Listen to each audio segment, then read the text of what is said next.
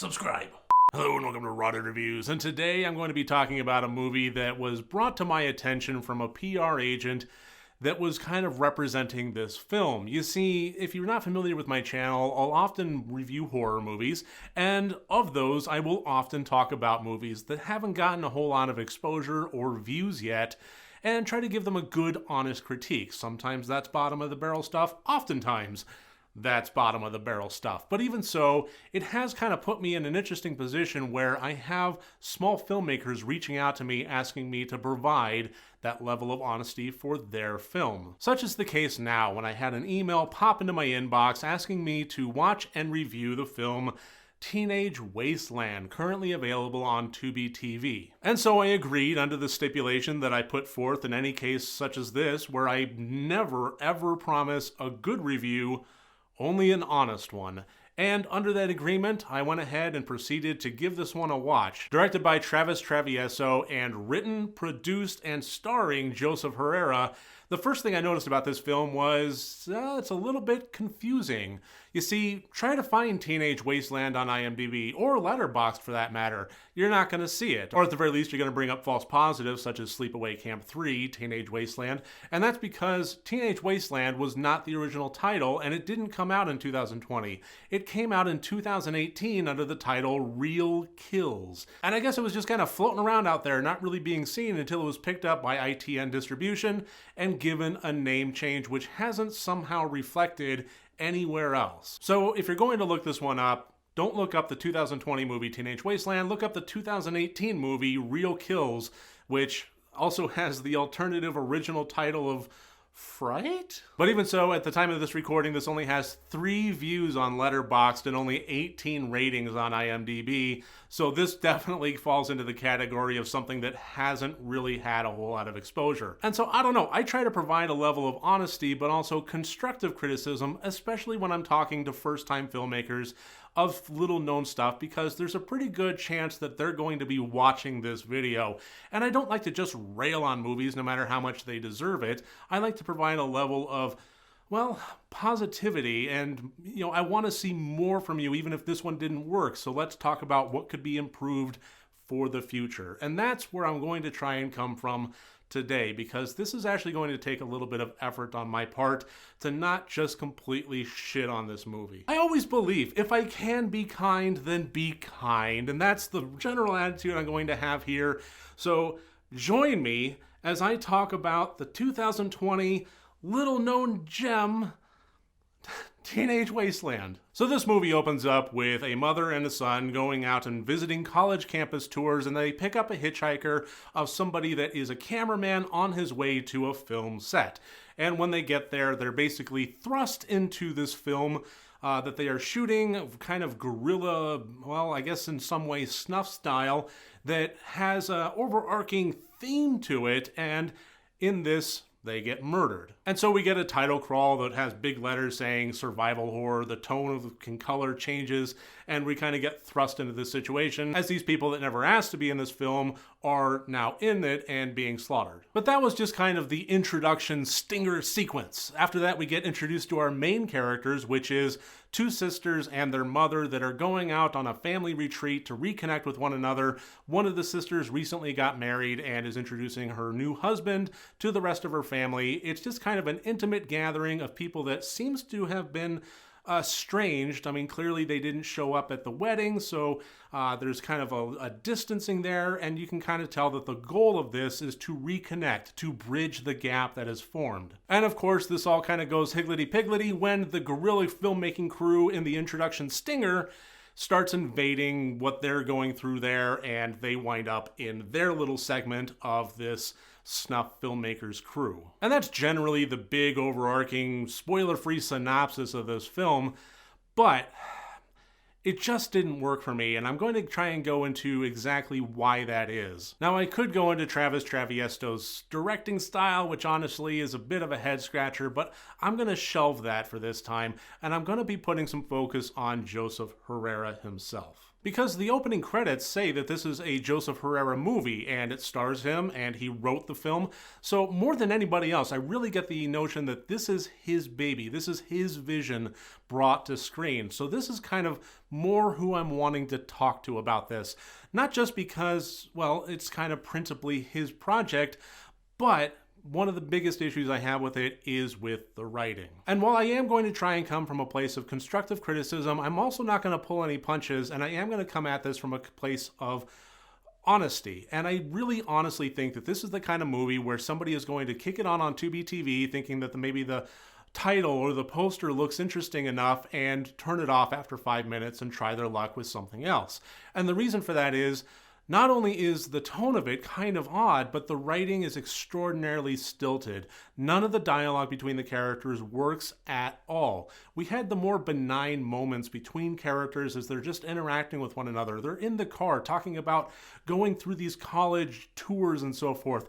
Not a single line of it felt believable, relatable, and none of the characters had any sort of chemistry or believable interaction at all. All of the dialogue felt like it was words that, yeah, it might show up on the page here and there, but never in a million years would you actually have anybody saying those in real life. So I was immediately taken out of the movie. The believability was completely broken. And with the tone and the weird camera feel, I don't know, it just didn't feel like something that I would really identify with. Nothing that really grabbed me. From the first 5 minutes, everything in my brain was telling me, stop and try again. And if I wasn't watching this to review, that's exactly what would have happened. And once we get beyond the superficial pap of conversation and we start delving into the characters, the main characters, and their storyline, it seems to have kind of weirdly shallow approaches to very deep conversations.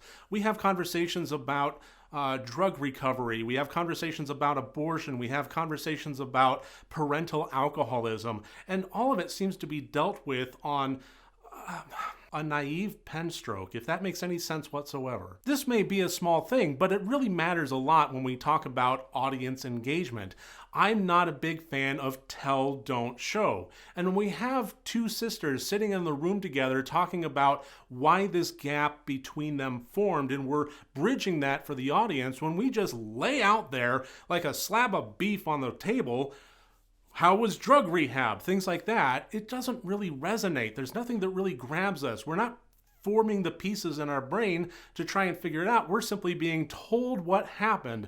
It's exposition, and it's lazy at that. If it was approached in a slightly different way, where they're just kind of hinting at what's going on and allowing the audience to put the pieces together, then you build a level of engagement. When we're talking about, sorry, I didn't make it to the wedding, that's okay, I understand.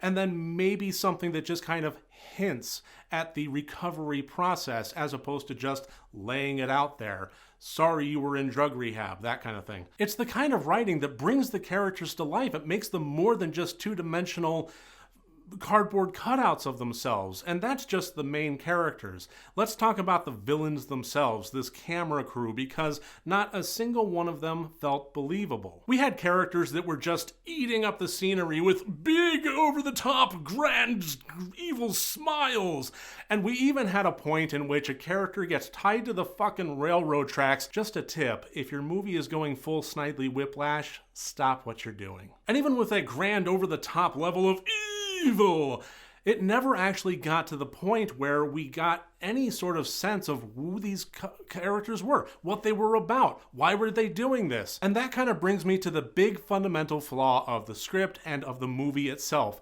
I have no idea what it was trying to say. Whether you're writing a novel or a screenplay or a treatment or a blog post or just the introduction to a recipe that everybody's going to skip over because they just want to see what the fucking ingredients are, any way you put it, when you're putting pen to paper, you should be thinking first and foremost, what am I trying to convey to the reader? Or in the case of a screenplay, the audience that's going to be watching the film. And then everything from then on out should support that. If you're trying to tell something that is a rich character story of heartbreak and so forth, then everything about it should be getting the audience on board with the characters. The best I could really come up with as far as Teenage Wasteland and its message to the audience was some exposition about teenagers' destructive attitude in a world of rapid-fire media, public-facing social media, and so on and so forth. I don't really know. That's the best I could really come up with.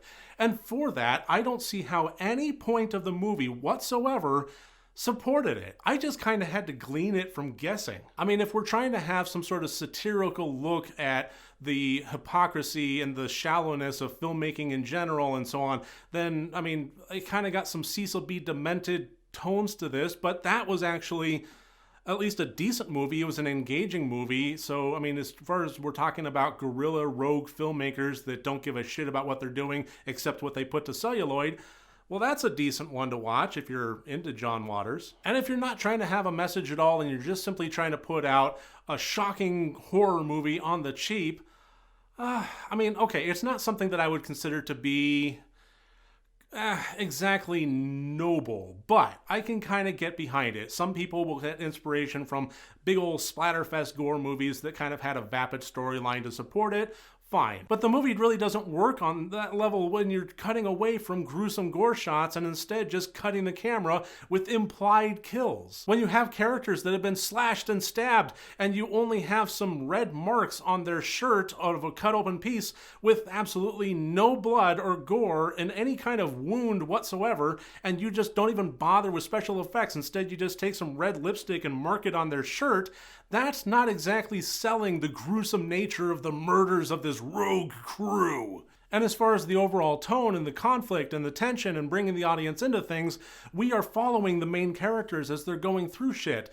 But in this film, that really doesn't happen a whole lot. For a movie in which killers are terrorizing our main characters, it kind of helps a little bit when the main characters know that it's going on. I mean, weird shit starts happening, they start getting a little bit freaked out. Should we call the police? Should we not? And so forth. But the whole idea that they are actually in mortal danger and shit is really going wrong doesn't happen until an hour and 5 minutes into this hour and 18-minute long movie. Everybody is granted a grand total of 13 minutes of realizing that we are actually in mortal danger and we should do something about it. And the rest of the time is them just kind of floundering. So when the characters are that clueless about what's going on around them and the level of danger that they're in, how would the audience actually get invested? What kind of conflict or tension are we actually latching onto there? Is it all character development so that when that 13 minutes does hit, we feel something? It's not really something that is going to draw the audience in and leave them with a good taste in their mouth. And certainly if you don't actually establish that character development in the first place. And there were also a number of other technical issues, such as odd camera movement, where one angle will be capturing somebody in full frames per second, and then the next will have kind of stuttering effects as if it was taken in a slower mode and then expanded out. I don't know. It was very peculiar, and I didn't really understand what the nature of that was. I don't think it was trying to deliver any message. I think it was just more of a technical fuck-up. If there were technical things going wrong on set, then they should have been addressed, and they should have been taken more time. And if you didn't realize it until post, you should get back out there, get the actors back on board, get another schedule set up, get some reshoots done. Because the one thing that I really couldn't help but think about is somebody had to have noticed all of these glaring errors. I get it. Low budget productions are one thing. If you can't afford to pay your actors real cashy money and pay their rent, fine. I understand. You're just getting started. They're just getting started. There's a level of exposure going on. Low budget films are definitely real. Micro budget films are definitely real.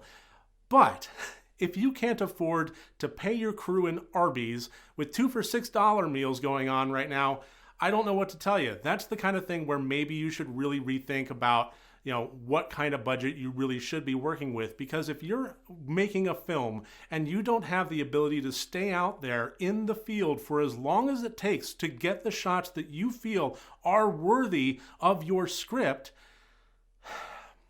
then maybe you should reconsider. If you notice that the actors aren't really working that well together, if the chemistry doesn't feel organic, if the dialogue doesn't feel natural, then maybe just work with them a little bit longer. Maybe see if you can get them, some off-screen interaction to just see if maybe a bond forms so that they can stop remembering their lines and start just talking to each other. And if that takes a little bit of extra time and you need to order some more Arby's to keep them fed because you're not able to pay them, then do it. And if you can't afford the Arby's, rethink your project. And the same goes for the script itself. Before you hire on a director and a DP and you're casting, you start for the actors and so forth, just when you're talking about your script, it really should be peer reviewed. You really should be handing it off to people to get some honest, true feedback. And if you have to pay them in Arby's, go for it. If they're vegan, there's Panera Bread, get them a gift card.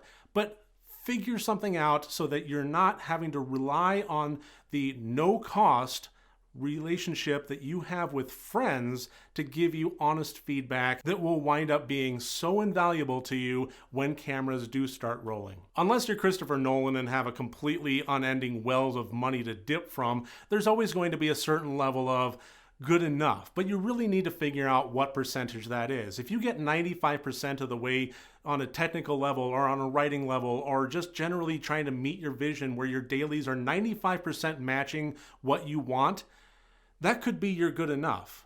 But if you are really struggling to say, well, I guess it's good enough, but it's really only half of what I really wanted to put out there, then maybe rethink whether or not it should be put out there at all. And I know that that's a bitter pill to swallow. That is a tough thing to decide.